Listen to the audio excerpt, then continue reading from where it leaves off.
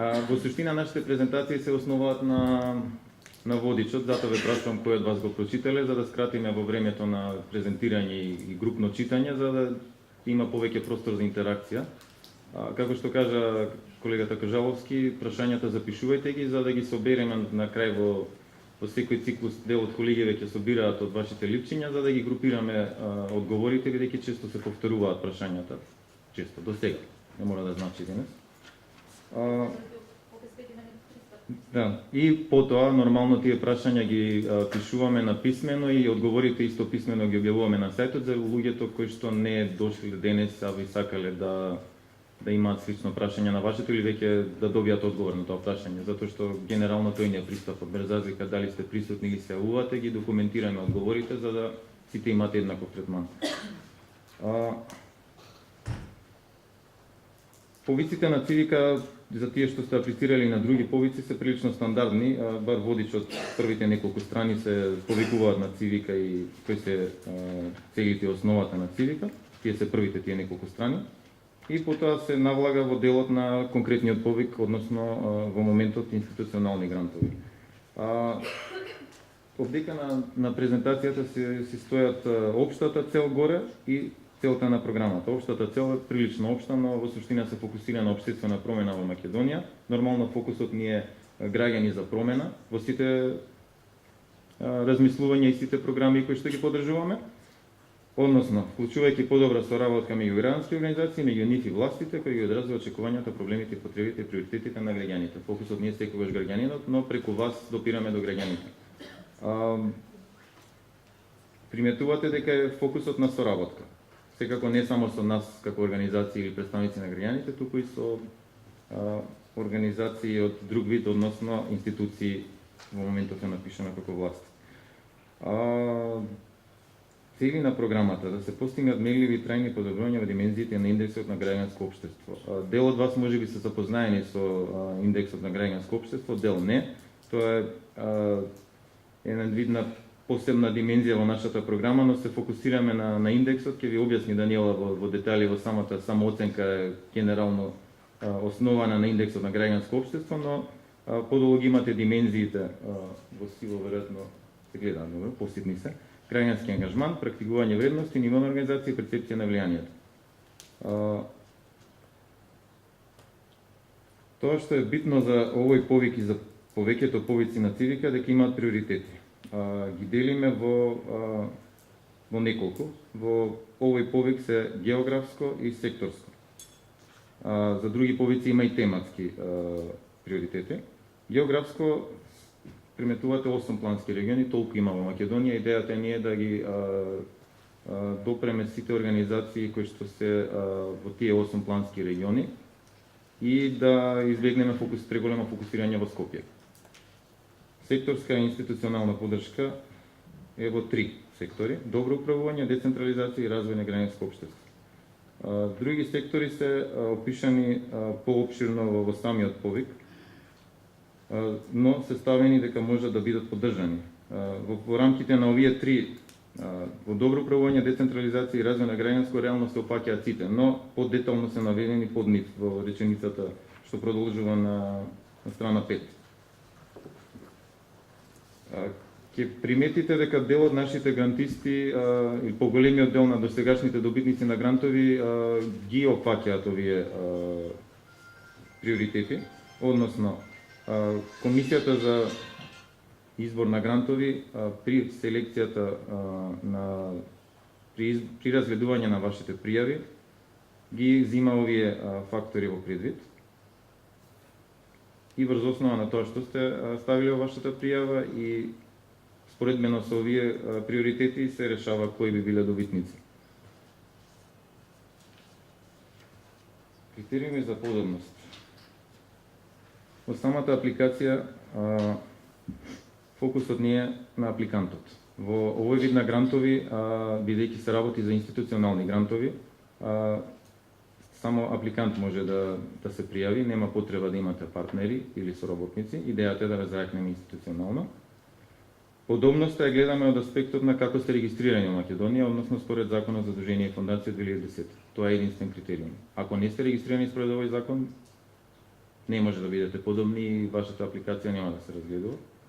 И второто ниво на филтрирање во рамки на цивика, без разлика на вашиот статус според законот, се основа на тоа дали веќе имате добиено грант по рамките на програмата од претходните повици, односно во цивика има два вида на грантови, големи и мали. Институционалните и акцијските грантови се големи. Ако до сега имате добиено институционален или акцијски грант, не сте подобни да аплицирате на овој повик. Тоа не е логиката, бидејќи се основаме на пристапот на критична маса, односно целта ни е да имаме 100 големи грантови за 100 различни организации. И затоа не би сакале да има преклопување и ова е тој втор критериум. Овдека ќе приметите кратенки, ИНС ни е првиот повик 01, вториот е втор, ИНС 02, акцијски до сега имаше 2 и воедно има толку грантисти од двата повика, прв и втор, и САК се специфични акцијски грантови, од тие имаше 2 повика и 7 грантисти. Во помал фонд организации кои подготвиле, испратиле, објавиле годишни извештаи. Во суштина, при подготовка на апликацијата ќе приметите дека се основаме на годишен буџет и бараме од вас да ни доставите од Централен регистар извештаи, изјави, да? Завршна сметка, ама и од Централен регистар ги бараме поедноставни се и не во најмала рака не бара од вас да копирате по 50 листа. Идејата е дека поддржуваме организации кои што во најмала рака ги почитуваат законите во Македонија, дека се транспарентни и отчетни за своето работење. Кажав за партнери и сработници не се подобни. Критериуми за подобност воедно се и големината и времетраењето на грантот. За секој повик до сега, бар тие што сте аплицирали, сте приметили имаме ранг за овие поголемите грантови. Во моментот за овој повик, бидејќи е последен за институционални грантови, ќе приметите се уште се држиме на минимум 1 милион денари, значи вашето барање за грант не смее да биде помало од 1 милион денари и не смее да биде поголемо од 3 милиони денари. Но 3 милиони се однесуваат во случај да се решите да аплицирате за 18 месечна поддршка. Односно на годишно ниво повторно се задржуваме на тие 1 до 2 милиона во сите претходни повици, односно минимум 1 милион, максимум 2 милиона на годишно ниво. Годишно се мисли на 12 месеци. Во ситуацијава ќе биде календарска година од јануари до декември 2017. И времетраењето е минимум 12 месеци, максимум 18 месеци.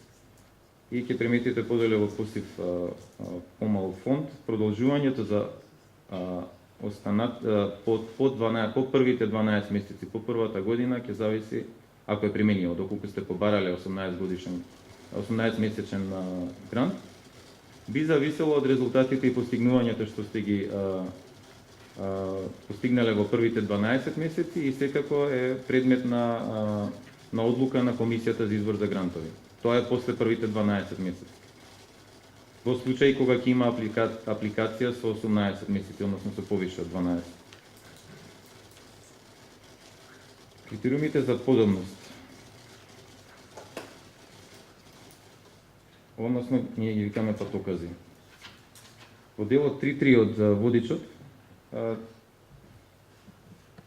сумарно се во три подточки поделени. Институционалниот развој и организацијско јакнење, тоа ни е фокусот, јасно, затоа се викаат институционални грантови. Второто објаснение или втората подточка се фокусираат на вашите краткорочни, среднорочни и долгорочни планови и стратешки цели. И најбитното за да ве води во ова се темелат на нодите на самооценката, која што е поделена во 5 области, кои се разработуваат во самиот прашалник, кој што го пополнувате, го одговарате онлайн и врз основа на кој што правите сумарна самооценка во самата апликација. Доле се наведени 5 области, во следната презентација ќе навлеземе подетално во нив, но тие се 5 стандардни идеи, заеднички каузи и заеднички акции, првата, втората е вредности, убедување и ставови, третата конституенти и граѓански ангажман, четвртата организацијски развој и општествено влијание, петата. Критериуми за подобност, односно трошоци.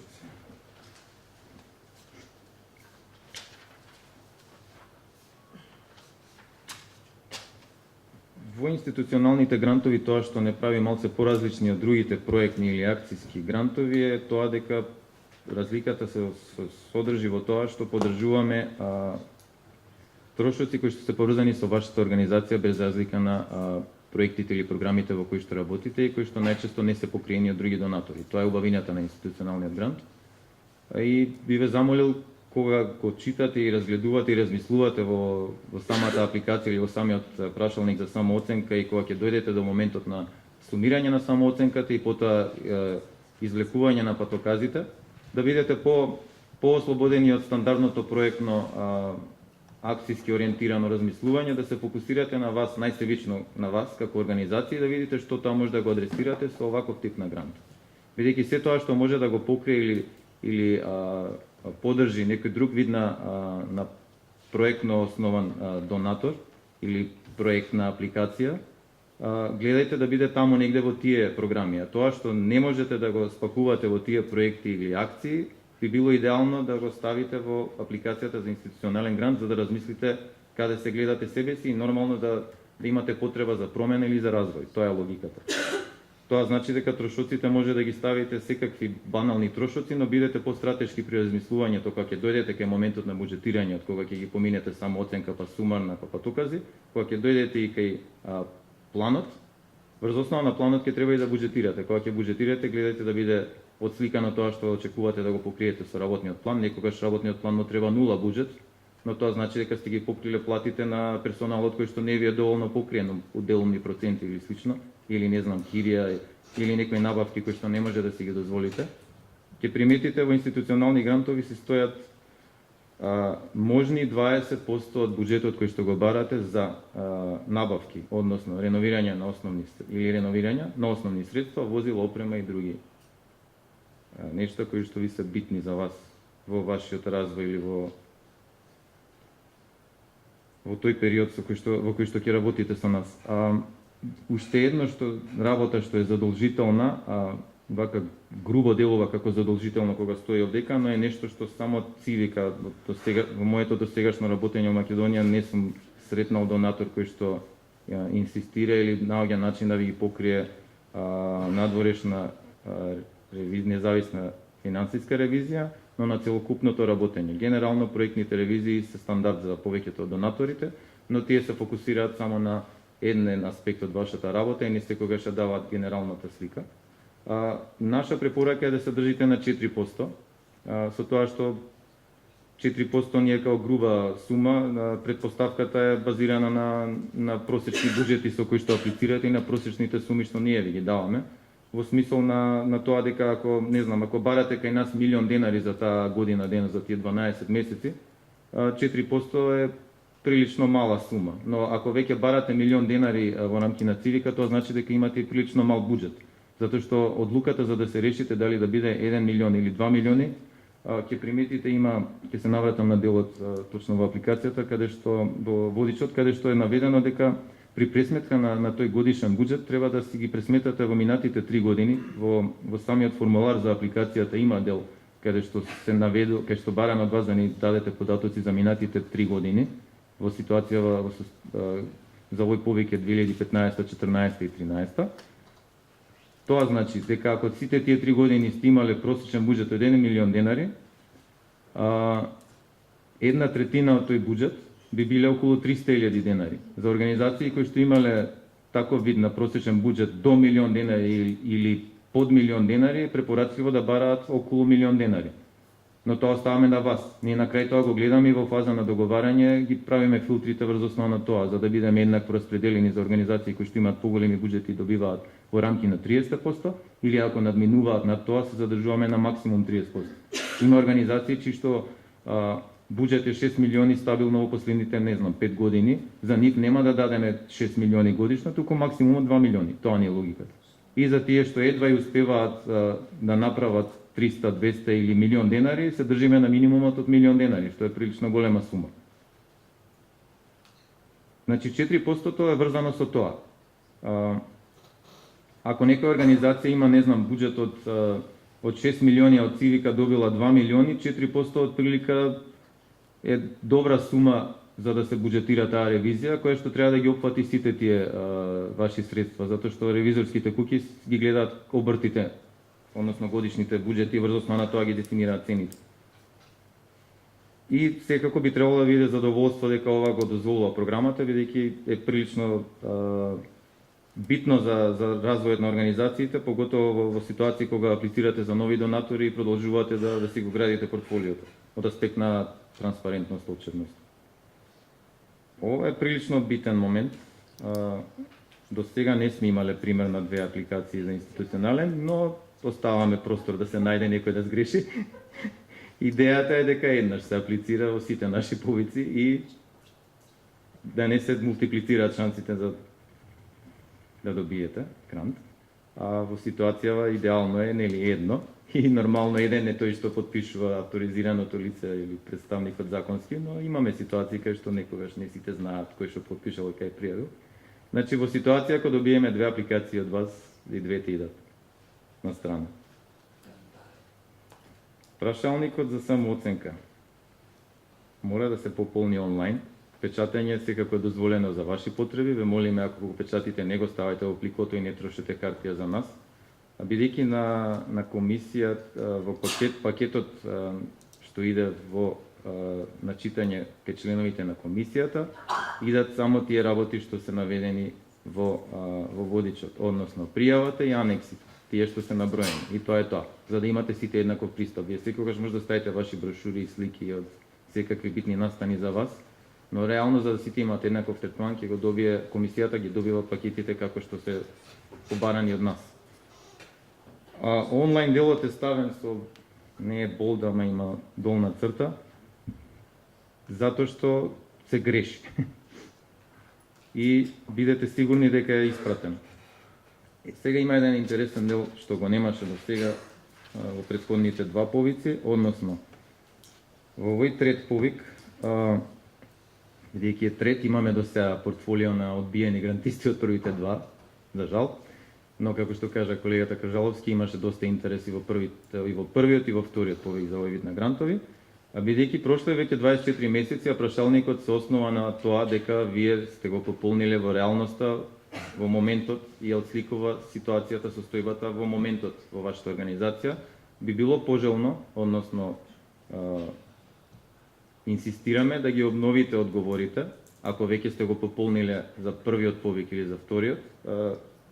Има на страна 10 кај инструкциите за пополнување на прашалникот веќе е наведена адресата на Helpdesk Civica, со тоа што мора да побарате од адресата од имейл акаунтот со кој што веќе сте аплицирале првиот пат, за да не испадне некој што вие веќе не вработен да не контактира за вакви сензитивни прашања. Очекуваме дека од истиот имейл, со авторизиран имейл, со конкретниот имейл од организацијата, за да колегите од тимот од Helpdesk ви дадат линк, односно токен, за да пристапите до претходниот прашалник и да ги модифицирате прашањата кои што сметате дека треба да ги адресирате. А за тие што аплицирале во првиот повик, до сега сигурно ќе има повеќе промени. Истото важи и за тие од лани. Реално има поминати скоро 12 месеци.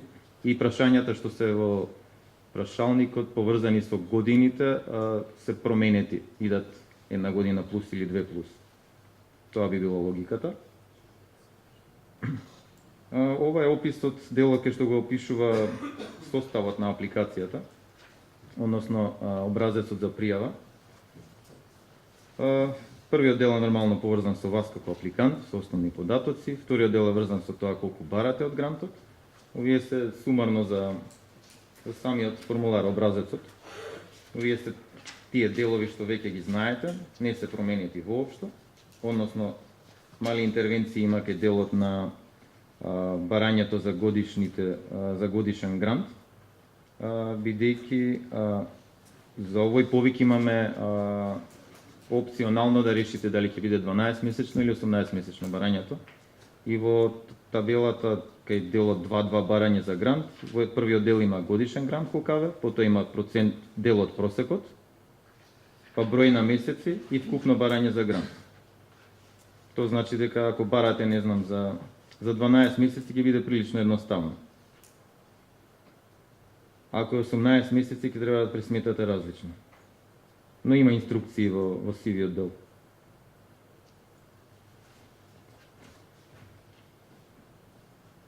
Третиот е патокази. Прилично табеларен е тој дел. Табела со 5 области, т.е. 5 плюс 1, 5 области што ви ги напоменав од самооценката и последната е за кохерентност и меѓусебна поврзаност на патоказите. Со тоа што табелата е поделена на два дела. Левиот е самооценка, десниот е патокази. Кога ќе ги пополнувате, ве молам, внесувајте текстуално. Инструкциите се такви. Не можеме да ги толкуваме бројките. Ако ставите празно или бројка, таа апликација нема да се процесира, вашата пријава ќе се тргне. Затоа што комисијата не може да чита ништо. Идејата е да ни представите кои се вашите наоди од самооценката и врз основа на тие да видиме какви патокази имате за да ја адресирате таа самооценка. Четвртиот дел е прилично битен, односно се подпишува некој кој што е релевантен и гарантира за податоците. И по можност да е вистинското лице, да не испадне да ви ги решаваме домашните проблеми. Односно лицето кое што е во тековна состојба од Централен регистар. Петиот дел е прилозите. Како и во претходните два повика имаме стандардни прилози, со тоа што бидејќи овој пократок временски период за спроведување на институционалниот грант, имате работен план кој што не е дефиниран дали ќе биде 12 или 18 месеци, сами ќе се одредите, но имајќи предвид дека одобрувањето на дополнителните 6 месеци се основа на првите 12, ќе треба да процените како ќе аплицирате, потоа дали да имаат буџетски импликации и какви. Вториот дел е буџет. Исто и тој не е поделен прва втора, туку е буџет. Значи ако аплицирате за 3 милиони за 18 месеци ќе се однесува на тие. Ако е 12 ќе биде на 12. Временска рамка е стандардна и административните документи и документи за подобност се во делот 4 и 5. И листа за проверка, ве молам на крај печатете и идејата е со пенкало да се пополните, пошто често ќе иштиклира некој во тимот кој што ви го работи целиот предлог на брзака на принт и често имаме примери кај што добиваме чеклист со иштиклирани сите, а во реалноста фалат 3 документи. Па после треба да или да ве тргнеме од купчето за разгледување или да губиме уште една недела за да ни ги доставите дополнително, што не е фер за другите. Го кочи целиот процес на разгледување. Идеално ќе биде тргнат. Рокот е 31. Најболната тема во сите овие работи е рок. 16:00 е рок. Значи 16:01 братата е затворен. И во просек имаме околу 10% што каснат. Така да немој да бидете од тие 10%. И физички донесена во канцелариите на МЦМС на Никола Парапунов 41 на самата улица по Карпош 4. Тоа е канцеларијата на Цивика Мобилитет. Ако нешто стигнало после тоа, после недела дена за каснето пиленце, тоа немаме како да го процесираме. Затоа што вашите апликации се процесираат на наредните 2 дена во рамки на 48 часа, физички се прегледуваат, се делат, се проверува дали е све во ред и продолжуваат најбрзо можно до комисијата за да ги читаат. Сада ги фатиме роковите на следниот слайд. Оценката е поврзана со ова што ви го кажав, административната проверка, дали ги има сите работи, ги има.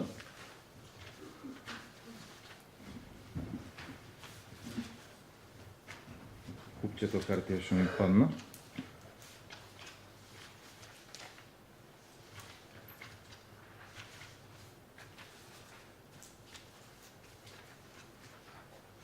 Ја ги читам на памет. Значи, прво за административна проверка е крајниот рок.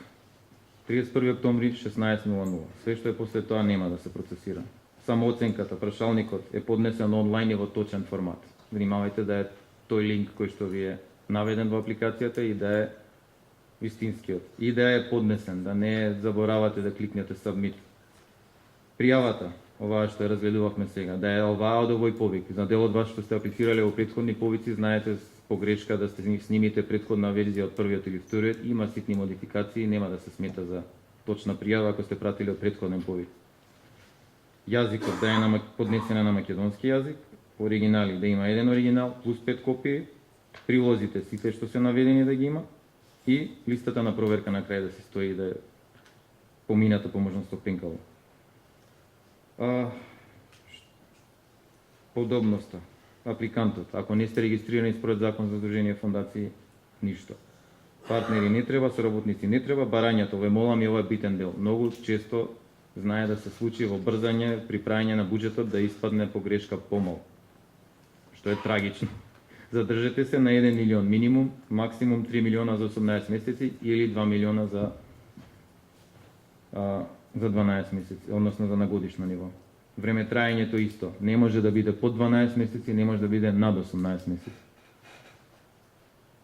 Кофинансирање нема, број на пријави едно. И добитно портфолио. Ова е тој магичен збор што го користиме, поврзан со тие приоритетите, регионалните и секторските, односно не значи дека ако е вашата апликација добро оценета во смисол на поените кои што се врзани со табелата што има во самиот водич, дека автоматски би добиле грант. Комисијата ги зема предвид тие тежински фактори за колку ги адресира вистински целите на повикот, вашата организација, вашата апликација и филтрите врзани со регионот и секторот во кој што сакате да интервенирате. Сето тоа се тие тежински фактори и добитното портфолио е поврзано со тоа. Во смисол, ако веќе имаме поддржано неколку или повеќе организации во еден регион, комисијата ќе размисли да адресира регион каде што имаме помалце присутност или помалце поддржани организации. Роковите се овие. Денеска сме 12 октомври, останува 31 како краен, тоа е понеделник.